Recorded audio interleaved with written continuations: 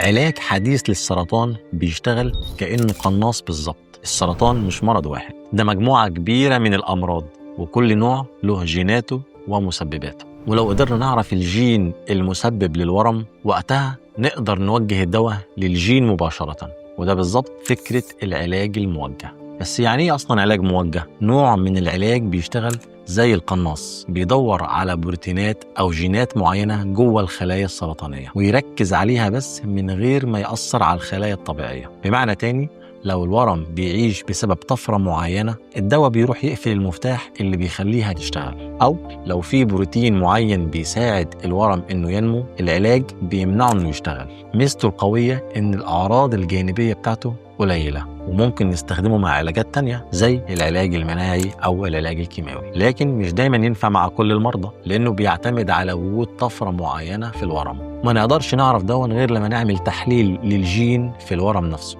العلاج الموجه ثورة في علاج السرطان، لكنه محتاج تشخيص دقيق وتحليل جيني متقدم.